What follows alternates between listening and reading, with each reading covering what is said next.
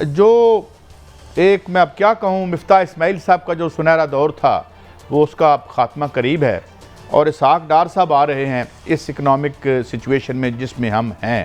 بہت سی باتیں اسحاق ڈار صاحب کے حوالے سے، آپ بھی منسٹری میں کام کرتے رہے ہیں، مجھے یاد ہے اسلام آباد میں، تو اب آپ کیا سمجھتے ہیں از ہی ایکول ٹو دی چیلنجز جو ہمیں ہو گئے ہیں، اور وہ کیا ایسا آؤٹ آف دا باکس کریں گے کنسیڈرنگ ہز ٹریک ریکارڈ؟ کیونکہ میں ایک فکرہ اور بول دوں کہ میری ذاتی غلط یا صحیح رائے یہ ہے کہ یہ جو ڈیبیکل اور ڈکلائن ہوا ہے اس میں وہ سماشی نظریات کا بڑا ہاتھ ہے جس کے وہ ایک کمپوننٹ رہے ہیں، private public private partnership, privatisation and all that and IMF. تو اب آپ سمجھتے ہیں کہ ہی ول اریسٹ دی راٹ ڈاکٹر صاحب؟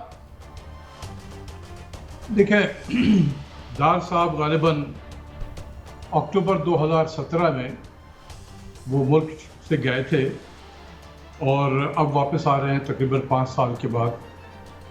تو اس 5 سال میں پاکستان کی معیشت اور پاکستان کی سیاست میں آسمان و زمین کا فرق ہو گیا ہے۔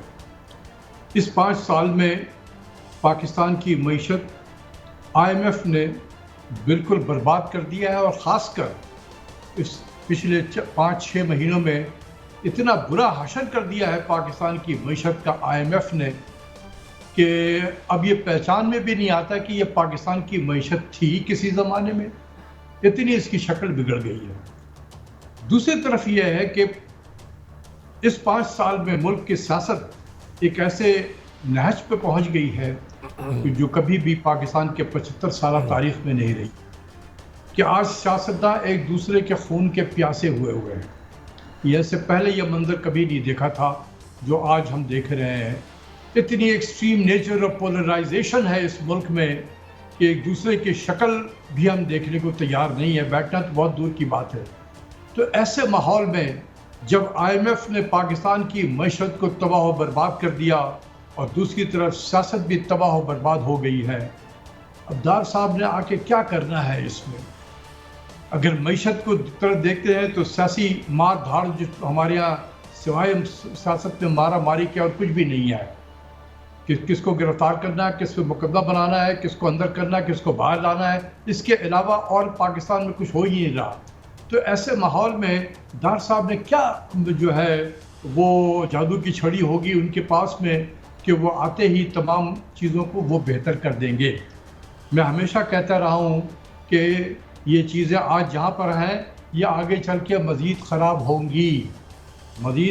ہوں گی یا خراب کی جائیں گی، تاکہ پاکستان کی جو بھی حکومت اگلے اس الیکشن کے بعد آئے اس کے پاس کوئی آپشن نہ ہو کہ وہ دوبارہ آئی ایم ایف کے پاس جائے، تاکہ یہ راک جو ہے یہ کنٹینیو کرتا رہے آئندہ 3 سال تک۔ تو اس لیے چیزوں کو مزید خراب کیا جائے گا۔ تو اگر ڈار صاحب اپنے ذمے یہ لینے چاہتے ہیں یہ تباہی، تو موسٹ ویلکم۔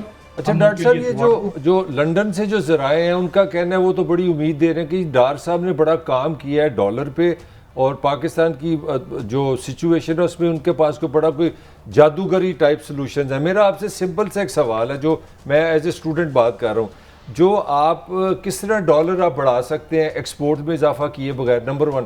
نمبر 2، اگر آئی پی پیز کو میں دیکھتا ہوں تو 1100 ارب کا ہمارا خسارہ ہے اپنا توانائی کے سیکٹر میں، اور 2600 ارب ہم نے دینا ہے ڈیٹس، ہمارا قرضہ ہے۔ تو یہ 2 بمب جو اتنے بڑے جن پڑے ہیں ان کو چھیڑے بغیر کیا ان سے جادو آپ کریں گے؟ دیکھیے، آئی ڈونٹ نو کہ وہ کیا جادو کی چھڑی لے کر آ رہے ہیں، لیکن ایک یہ ہے کہ ڈار صاحب نے واقعی کمال تو دکھایا تھا کہ 108 روپیہ تھا، 1 روپیہ 1 ڈالر کے برابر میں 2014 کی بات کر رہا ہوں جب وہ وزیر خزانہ تھے، تو شیخ رشید صاحب نے ان کو چیلنج کر دیا تھا کہ اس کو 100 کے نیچے لا کر دکھا دو تم۔ تو ڈار صاحب نے شیخ رشید صاحب کو نیچا دکھانے کے لیے مارکیٹ میں بے انتہا ڈالر پھینک دیے، اور وہ ڈالر کہاں سے آئے تھے؟ وہ سعودی عرب نے، جب ان کی حکومت آئی 2013 میں، تو سعودی عرب نے $1.5 بلین کا گرانٹس ان کو دیا۔ پہلے قسط میں $750 ملین اور پھر دوسرے قسط میں $750 ملین، یہ ایز اے گفٹ کے طور پہ دیا تھا انہوں نے وہ اس ڈالر کو مارکیٹ میں کافی جو ہے ڈالر مارکیٹ میں پھینکا، اور دیکھتے ہی دیکھتے डॉलर जो है रुपया 108 से 98 पे आ गया और उन्होंने शेख रशीद साहब को तो शिकस्त दे दी, किसके बलबूते पे दी? सऊदी डॉलर के बेसिस पे दी थी। आज हमारे जेब में डॉलर नहीं है, तो अब क्या वो कमालात दिखाएंगे कि एक्सचेंज रेट नीचे की तरफ आ जाए? दूसरी चीज़ ये है कि जैसे मैं पहले भी कहता रहा हूँ कि पाकिस्तान में जो एक्सचेंज रेट की मूवमेंट है ये मार्केट और इकोनॉमिक फंडामेंटल के बेसिस पे नहीं है।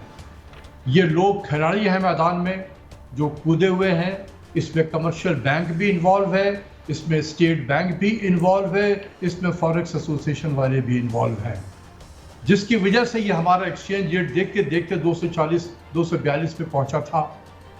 आज ये कम हुआ है। कौन सी ये 5 से 6 रुपया सुना है कि कम हो गया, तो कौन सी इकोनॉमिक फंडामेंटल हमारी मजबूत हो गई है? क्या डॉलर की बारिश हो गई है इस मुल्क में कि हमारा एक्सचेंज रेट आसमान को चला गया और हमारा रुपया मजबूत हो गया? कुछ भी नहीं हुआ। अच्छा डॉक्टर साहब ये फरमाइए कि ब्लूमबर्ग को इंटरव्यू देते हुए एक बड़ी ब्लीक पिक्चर पेंट की है हमारे प्राइम मिनिस्टर साहब ने, और हमारा बॉन्ड अब पता नहीं 30 या 40% पे जो है वो भी मार्केट में कोई उठा रहा है या नहीं उठा रहा। तो ये जो पॉलिसी है जाके एक दुनिया, there are no free lunches, कोई रहम नहीं खाता किसी पर, तो do you think this is the right policy जो हम जाके ववेला करते हैं कभी यूनाइटेड नेशन में कभी कहीं? देखिए, इसमें मैं मिनिस्ट्री ऑफ फाइनेंस को इसका जिम्मेदार ठहराऊंगा। जिस बिल्डिंग में मैंने वक्त गुजारा है 11 साल, मैं वहीं के बाशिंदों को के लिए, बासी के लिए ये मेरा पैगाम है कि खुदा के वास्ते अपने मुल्क के वज़ीर आज़म को इस तरह से मिसगाइड ना किया जाए। देखें, जाकर उन्होंने प्राइम मिनिस्टर से कहा कि जी आप डेट रिलीफ की बात शुरू कर दें, डेट रीशेड्यूलिंग की बात कर दें। प्राइम मिनिस्टर ने ये कह दिया कि जी हम वो हमारा पेरिस क्लब का जो $10 बिलियन का डेट है हम उसको रीशेड्यूल करवाएंगे अपने जो भी मेंबर ममालिक हैं पेरिस क्लब के। और उसकी वजह से ये हुआ कि दुनिया ने ये देखा कि पाकिस्तान तो लगता है कि अब डेट के रीपेमेंट के काबिल नहीं रहा है, लिहाजा जो हमारा बॉन्ड था, जो सुकूक बॉन्ड कह लें या यूरो बॉन्ड कह लें, उसकी ऐसी तैसी हो गई मार्केट में, तबाही बर्बादी हो गई उस बॉन्ड की, क्योंकि मार्केट ने समझा कि ये तो डिफ़ॉल्ट करेगा पाकिस्तान प्राइम मिनिस्टर के स्टेटमेंट पे।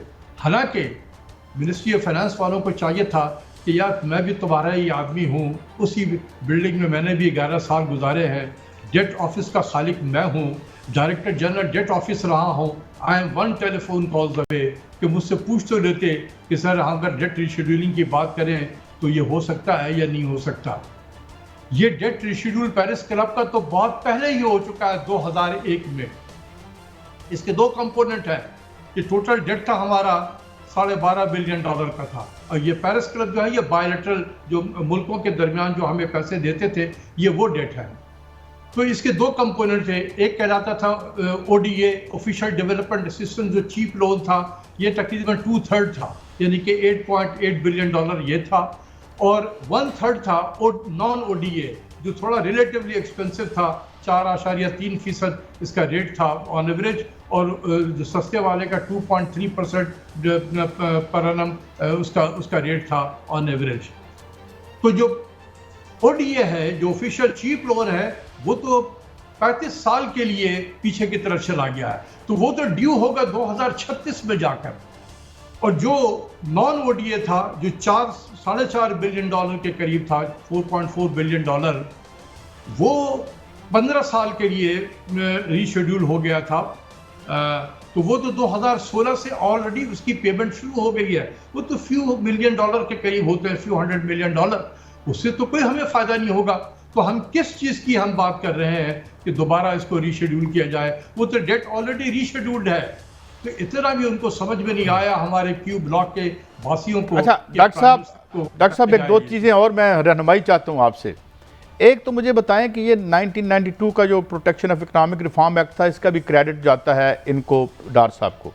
फिर हमारा एक मुआहदा हो रहा था स्विट्ज़रलैंड से, हमारे किसी टॉप ब्यूरोक्रेट ने जाके साइन कर दिया, जिसे कैंसिल करके दोबारा एक मुबैना तौर पर मौका दिया गया जिनके लोगों के पैसे थे कि यहाँ से निकाल के ले जाएं, क्योंकि जो वो डबल टैक्सेशन वाला कानून बन रहा था। और तीसरा वो $200 बिलियन का इन्होंने कहा था, और हमारे पास सारा रिकॉर्ड मौजूद है। Nothing happened. वो ये क्या था डॉक्टर साहब? دیکھیں یہ سب سیاست ہوتی ہے، سیاسی لوگ اس قسم کے نعرے لگا دیتے ہیں، انہیں پتہ ہوتا ہے کہ دے نو دی آرٹ کہ کبھی اگر لوگ مجھے پکڑیں گے تو میں دائیں بائیں ہو کے نکل جاؤں گا. جس سیاستدان کے پاس اگر یہ گر نہ ہو دائیں بائیں سے نکلنے کا تو وہ سیاست پہ رہنے کا یا پریکٹس کرنے کا اس کو کوئی حق نہیں ہے. تو سیاستدان کی بیسک ٹریننگ ہوتی ہے کہ لفظ بول دو، جب کبھی پکڑے جائیں گے، جب میڈیا مجھے میرا آئینہ دکھائے گا تو میں اس کو دائیں بائیں ہو کر نکل جاؤں گا. تو یہ اسی طرح کی چیزیں ہیں، اس کو اتنا زیادہ سیریسلی نہ لیں. اچھا ڈاکٹر صاحب یہ اس کا بتا دیں ہمیں کتنا نیٹ جو کہتے ہیں کہ جو بلیک منی کی فارمیشن ہوئی اس میں 1992 کے جو ایکٹ تھا اس کا بڑا حصہ تھا. Do you by that?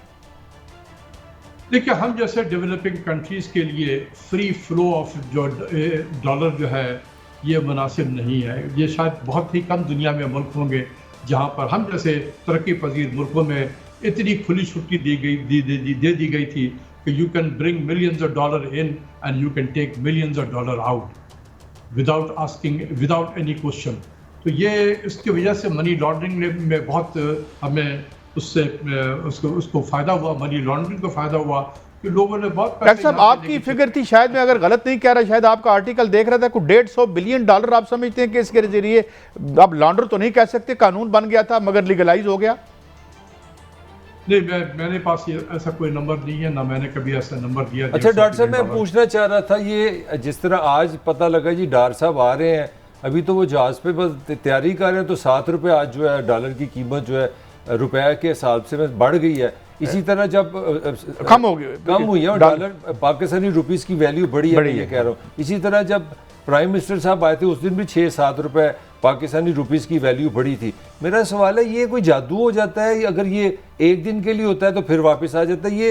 یہ کیا یہ مینج ہے، پلان ہے، ڈیزائننگ ہے، کیا کرتے ہیں یہ؟ میں نے تو ابھی اس کا جواب دیا کہ یہ ان لوگوں کو سوچنا چاہیے جو بیٹھ کر ریئل ایفیکٹو ایکسچینج ریٹ کی بات کرتے ہیں یہاں پر کہ یہ پاکستان کو مارکیٹ ڈٹرمنڈ ایکسچینج ریٹ ہونا چاہیے اور یہ ریئل ایفیکٹو ایکسچینج ریٹ ہونا چاہیے. یہ بڑے بڑے مشکل الفاظ بولتے ہیں. آج سب بلوں میں گھس کے بیٹھے ہوئے ہیں، چھپ کے بیٹھے ہوئے ہیں، نکلتے نہیں ہیں وہ لوگ. وہ اس وقت نکلیں گے جب IMF میں جانے کی باری آئے گی نہیں جب، تو یہ بلوں سے نکلیں گے اور پھر یہ آپ طرح کے ٹیلی ویژن پہ آئیں گے اور کہیں گے اوہ پاکستان کو تو اس کے علاوہ کوئی چارہ نہیں ہے IMF کی جانے کے بغیر.